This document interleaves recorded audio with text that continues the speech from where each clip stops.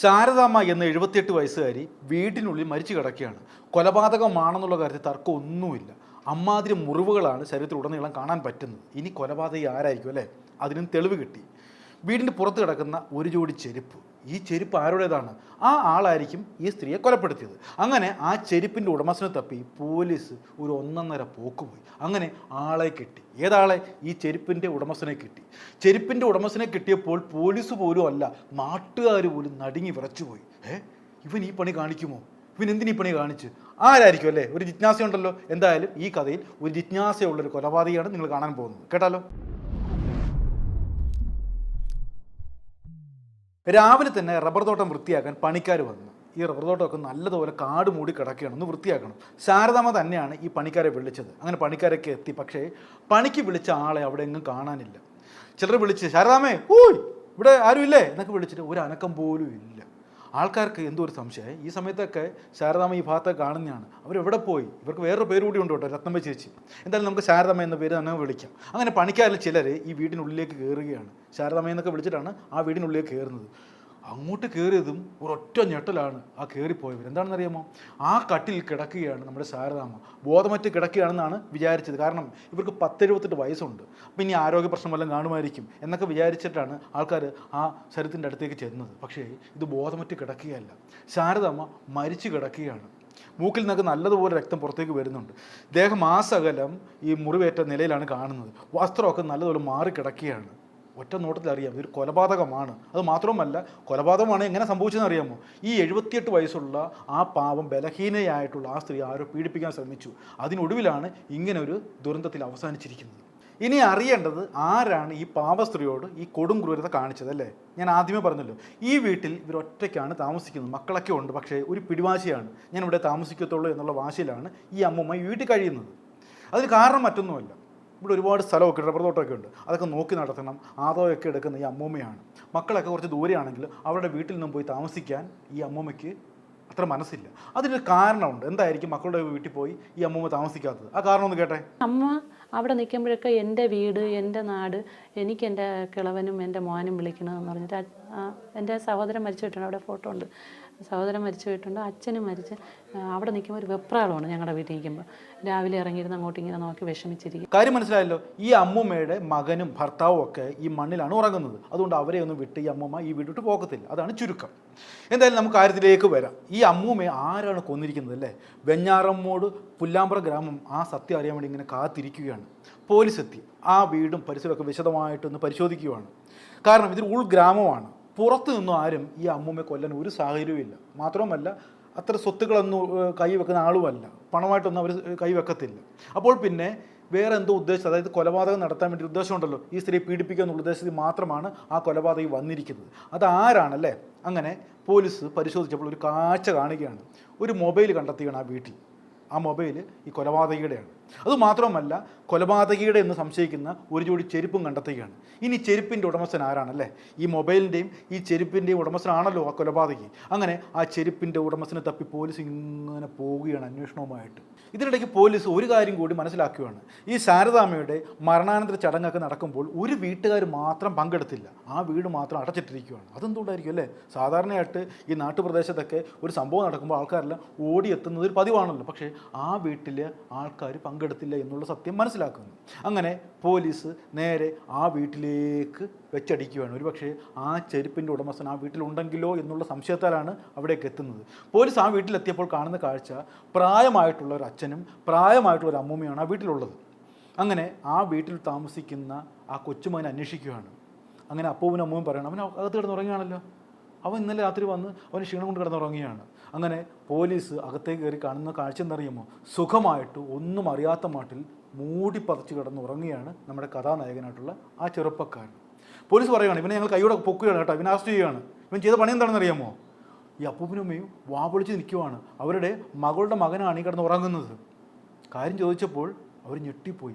ഈ പയ്യനാണ്, അതായത് 27 വയസ്സുള്ള ജിത്തു എന്ന് പറയുന്ന ഈ കാപാലികനാണ് ആ 78 വയസ്സുള്ള അമ്മൂമ്മയെ കൊന്നിരിക്കുന്നത്. അതും പീഡിപ്പിച്ച് കൊലപ്പെടുത്തിയിരിക്കുവാണ്. പോലീസ് എത്തുമ്പോൾ മാത്രമാണ് ആ പാവപ്പെട്ട അപ്പൂപ്പനും അമ്മൂമ്മയും അറിയുന്നത് ഇത്രയും നേരം കളിച്ച് ചിരിച്ച് കുശലമൊക്കെ പറഞ്ഞ് കിടന്ന് ഉറങ്ങിയ പയ്യനാണ് ഈ കൊലപാതകം എന്നുള്ള യാഥാർത്ഥ്യം. ഞെട്ടിപ്പോകത്തില്ലേ? ഞെട്ടിപ്പോയി. നല്ല ഭക്തി ജയിച്ചിട്ടുണ്ടെന്ന് അറിഞ്ഞു. പക്ഷെ ഇവന് ബോധക്കേട അങ്ങനെയൊന്നുമില്ല. വന്നതാണ്ട ഈ മുറിയിൽ അത് വെളുപ്പാങ്കാലത്താണ് സാറേ.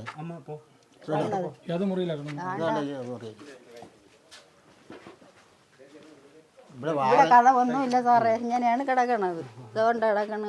ആളുകൾ പറയും നമ്മൾ അവനെ പൂട്ടിയിട്ടെന്നൊക്കെ പറയും. നമ്മൾ ഒന്നും ചെയ്യും, അമ്മക്ക് അവൻ തെറ്റ് ചെയ്ത അവൻ ശിക്ഷ അനുഭവിക്കണം. ഇന്നലെ പോലീസ് വന്നപ്പോഴും അവൻ ഇവിടെ കിടക്കുകയാണ്. അപ്പൊ അവൻ തെറ്റ് ചെയ്തെന്ന് അമ്മക്ക് അറിഞ്ഞൂടാ സാറേ, ഇല്ലേ അപ്പോഴേ പിടിച്ചു കൊടുത്തന്നെ. അവൻ എന്താ കിടക്കണം നമ്മൾ പറഞ്ഞു. പക്ഷെ അമ്മക്ക് അവൻ കൊന്നെന്ന് അമ്മക്ക് അറിഞ്ഞൂടാ. പിന്നെ ഇവിടെ ഇറങ്ങി വരാൻ ഇവിടെ പിടിക്കുക, അവരിവിടെയൊക്കെ കഴിയുമ്പോൾ ഇവിടെ കിടക്കുകയല്ലേ. അവൻ ഇവിടെ ഒക്കെയാണ്. അപ്പൊ ഇതാണ്ട ഇങ്ങനെയാണ് അവൻ ഇവിടെ കിടക്കണം. ഇവനാണ് ജിത്തു, നമ്മുടെ കഥാനായകനായിട്ടുള്ള കൊലയാളിയായിട്ടുള്ള അമ്മൂമ്മയെ നിഷ്കരണം കൊന്നുകളഞ്ഞ കാപാലികനായിട്ടുള്ള, എനിക്കറിയത്തില്ല എന്തൊക്കെ വാക്ക് പറഞ്ഞ് ഇവനെ വിശേഷിപ്പിക്കണമെന്ന്, അമ്മാതിരി പണിയാണ് ഇവൻ ചെയ്തിരിക്കുന്നത്. കണ്ടല്ലോ, ഇവനാണ് കഥാനായകൻ. ഇനി എന്തിനായിരിക്കും ഈ അമ്മൂമ്മ ഇവൻ കൊന്നുകളഞ്ഞതല്ലേ? അതറിയണമെങ്കിൽ ഈ അമ്മൂമ്മയും ഈ വൃത്തികെട്ടവനും തമ്മിലുള്ള ബന്ധം നിങ്ങൾ അറിയണം. നമുക്ക് അമ്മൂമ്മയുടെ വീട്ടിൻ്റെ ഉള്ളിലെ ആ മുറിയിലേക്ക് ഒന്ന് ചെല്ലണം. അമ്മൂമ്മ ഇപ്പോഴും പൊന്നുപോലെ സൂക്ഷിച്ചു വെച്ചിരിക്കുന്ന ഒരു കാര്യമുണ്ട്. അതെ, ഈ തൊട്ടിലാണ് ശാരദാമ്മ ഇവനെ താരാട്ടുപാടി ഉറക്കിയതൊക്കെ. അപ്പോൾ നിങ്ങൾക്ക് ഊഹിക്കാമല്ലോ ഈ അമ്മൂമ്മ എങ്ങനെയാണ് ഇവനെ കൊണ്ടു നടന്നതെന്ന്. ശരിക്കും പറഞ്ഞാൽ ഒരു അമ്മയും മകനും തമ്മിലുള്ള ബന്ധമായിരുന്നു ഇവർ തമ്മിൽ. അങ്ങനെയുള്ളവനാണ് ഈ ഒരു ദുഷ്ടതരം കാണിച്ചിരിക്കുന്നത്. രാമൻ കൊച്ചിലെ അതാ ഈ തൊട്ടിൽ പോലും അവനും അവൻ്റെ ഈ തൊട്ടിലുണ്ടല്ലോ, അതായത് എൻ്റെ കല്യാണം കഴിഞ്ഞ് ഞാൻ ഇവിടെ വരുമ്പോൾ അവനെ ഈ തൊട്ടിലിട്ടാണ് അമ്മ പിടിച്ചാട്ടണത് വിരുന്തോണിന് വരുമ്പോൾ, അവൻ്റെ ചേട്ടൻ. എന്നിട്ട് അതിനുശേഷം അവൻ്റെയും ഇതാണ് ചെയ്തത്. പിന്നെ 2 മക്കൾ എല്ലാവരും പിന്നെ അമ്മ അഴിച്ചില്ല, അതങ്ങനെ കിടക്കട്ടെന്ന് വിചാരിച്ചിട്ട് അഴിച്ചിട്ടില്ല, കയറ് മാത്രമേ മാറ്റൂ. ഇവിടെ കിടന്ന്, അതായത് എൻ്റെ മക്കൾക്കുള്ളതിനേക്കാളും സ്വാതന്ത്ര്യം കൊടുത്ത് വളർത്തി. അവരെല്ലാവരും ഇവിടെയാണ് കിടന്ന് ഉറങ്ങണതും എല്ലാം. ആ രാത്രി നമ്മുടെ ശാരദാമ്മയുടെ അവസാന രാത്രിയാണെന്നുള്ള കാര്യം ആ അമ്മൂമ്മ അറിയുന്നില്ല.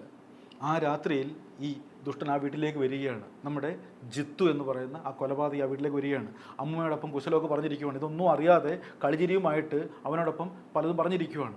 അപ്പോൾ ഈ അമ്മൂമ്മയുടെ മകള് അമ്മൂമ്മയെ അവിചാരനോട് വിളിക്കുവാണ്. അപ്പോൾ അമ്മൂമ്മ പറയുന്നുണ്ട്, അപ്പുറത്തെ വീട്ടിലെ പയ്യൻ ഇരിപ്പുണ്ട് മക്കളെ, കുഴപ്പമൊന്നുമില്ലെന്നൊക്കെ പറയുന്നു. പക്ഷേ ആ മകൾക്ക് എന്തോ ഒരു സംശയം. അവൻ എത്രയും പെട്ടെന്ന് അവിടുന്ന് പറഞ്ഞു വിടും എന്ന് ഈ മകൾ ഇതിന് പറയുന്നുണ്ട്. അങ്ങനെ ഈ മകളുടെ മകൻ ആ വീട്ടിലേക്ക് വരുന്നു, ഇവനെ കൊണ്ട് പോവുകയാണ്, ഒരു സ്ഥലത്ത് കൊണ്ട് ഇറക്കി വിട്ടു. പക്ഷേ അവൻ സ്വന്തം വീട്ടിലേക്ക് പോയില്ല. അവൻ്റെ ഉള്ളിലെ പിശാച് ഇങ്ങനെ പതഞ്ഞു പൊങ്ങുകയാണ്. എങ്ങനെയെങ്കിലും അവൻ്റെ ആഗ്രഹം നിവർത്തിക്കണം. അതിന് മാത്രമാണ് അവൻ പിന്നീട് ശ്രമിച്ചത്. അവൻ നേരെ എങ്ങോട്ടാണ് വന്നതെന്നറിയാമോ? ഈ പാവ അമ്മൂമ്മയുടെ വീട്ടിലേക്ക് വരികയാണ്. അപ്പോൾ രാത്രി 11 മണി കഴിഞ്ഞു. വാതിൽ കൊട്ടി. അമ്മൂമ്മ തുറന്നു. അല്ലേ, ഇപ്പോഴും കാണുന്ന കൊച്ചു മോനല്ലേ, തൊട്ടിലാട്ടി വളർത്തിയതല്ലേ, വേറെ സംശയിക്കത്തക്ക കാരണമൊന്നുമില്ല. വാ മക്കളെ അകത്തേക്ക് വാ എന്ന് ഈ അമ്മ വിളിച്ചിരുത്തി അകത്തേക്ക് കൊണ്ടുപോയി. പക്ഷേ ഇവൻ്റെ ഉള്ളിലെ ആ മൃഗം ഉയർന്നു പൊങ്ങുന്നത് ആ അമ്മ അറിഞ്ഞു കാണത്തില്ല. അല്ലേ, പിന്നെ ഈ വീട്ടിനുള്ളിൽ നടന്ന കാര്യമൊന്നും ഒരാൾക്കും അറിയത്തില്ല. അവൻ പോലീസിനോട് പറഞ്ഞത് ഇങ്ങനെയാണ്, അവൻ അമ്മൂമ്മയെ പീഡിപ്പിക്കാൻ ശ്രമിച്ചു. ഇതുവരെ കൊച്ചുമകനായിട്ട് കണ്ടു നടന്ന ആ മകൻ ഇങ്ങനെ ചെയ്യുമെന്ന് ഒരിക്കലും ആ പ്രതീക്ഷിക്കുന്നില്ല അമ്മൂമ്മ. അവരാവുന്ന വിധത്തിൽ തടുക്കാൻ ശ്രമിച്ചു. അവിടെ ഒരു വലിയ ബഹളം നടക്കുകയാണ്. അവൻ പീഡിപ്പിക്കാനുള്ള ശ്രമത്തിലും അത് തടുക്കാനുള്ള ശ്രമത്തിൽ അമ്മൂമ്മയും. അങ്ങനെ അവസാനം തന്നെ തിരിച്ചറിഞ്ഞു, തൻ്റെ ലക്ഷ്യം ആ സ്ത്രീ തിരിച്ചറിഞ്ഞു എന്നറിഞ്ഞ നിമിഷം അവൻ ആ സ്ത്രീയെ കൊലപ്പെടുത്തുകയാണ്. കഴുത്ത് തിരിച്ച് ഇത്രയും നാൾ താരാട്ടുപാടി ഉറക്കിയ, ആഹാരം കൊടുത്ത, കൊഞ്ചിച്ച് ലാളിച്ച് വളർത്തിയ ആ കൊച്ചുമകൻ തന്നെ എന്ന് വേണമെങ്കിൽ വിശേഷിപ്പിക്കുക അല്ലേ, ആ മകൻ തന്നെ ഈ അമ്മൂമ്മയെ കൊലപ്പെടുത്തുകയാണ്. അതിനുശേഷം അവൻ്റെ ആഗ്രഹമൊക്കെ നിറവേറ്റിയ ശേഷം ആ വീട്ടിൽ നിന്ന് പുറത്തിറങ്ങുകയാണ്. അപ്പോൾ അവൻ ചെയ്ത 2 മണ്ടത്തരങ്ങൾ. ഒന്ന്, അവൻ മോഷ്ടിച്ചു കൊണ്ടുവന്ന ഒരു മൊബൈൽ, അവൻ്റെ മൊബൈലല്ല കേട്ടോ, അവൻ മോഷ്ടിച്ചു കൊണ്ടുവന്ന ഒരു മൊബൈൽ ആ വീട്ടിൽ വെച്ച് മറക്കുകയാണ്. എന്നിട്ട് ആ വെപ്രാളത്തിൽ അവൻ ഇട്ടുകൊണ്ട് വന്ന ആ ചെരുപ്പും അവിടെ വെച്ച് മറക്കുകയാണ്. അത് 2 ഉപേക്ഷിച്ചിട്ട് അവൻ അപ്പൂപ്പനും അമ്മൂമ്മയുള്ള ആ വീട്ടിലേക്ക് പോവുകയാണ്.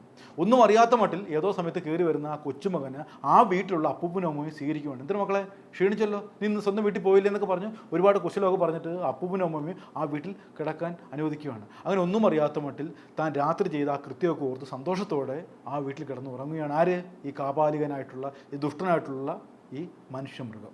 ഈ അമ്മയെ ഇവന് നന്നായി അറിയാം, ഇവനെ അമ്മയ്ക്കും അറിയാം. മാത്രവുമല്ല പല ഘട്ടങ്ങളിലായിട്ട് അവന് ഭക്ഷണം ഉൾപ്പെടെ കൊടുത്തിരുന്നൊരമ്മ കൂടിയാണ് എന്നുള്ളതാണ് ഇതിനൊരു വല്ലാത്തൊരവസ്ഥ.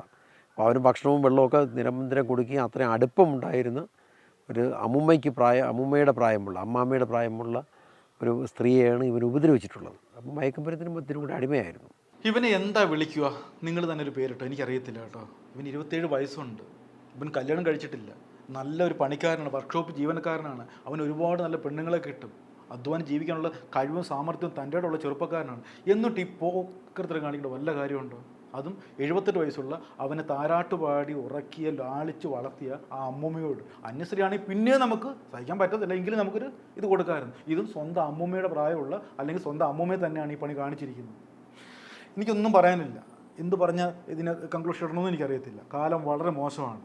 നമ്മളെ വിശ്വസിക്കുന്നവർ അല്ലെങ്കിൽ നമ്മളെ സ്നേഹിക്കുന്നവർ അടുത്ത നിമിഷം എന്താണ് പെരുമാറാൻ പോകുന്നതെന്ന് ഒരാൾക്ക് പോലും പ്രവചിക്കാൻ പറ്റാത്ത കാലത്തിലൂടെയാണ് നമ്മൾ ജീവിച്ചു പോകുന്നത്. അതുകൊണ്ട് ഒന്നേ ഉള്ളൂ പറയാം, സൂക്ഷിച്ചും കണ്ടും മാത്രം ജീവിച്ചോ എന്ന് മാത്രം പറഞ്ഞുകൊണ്ട് നിർത്തുകയാണ്. നന്ദി, നമസ്കാരം.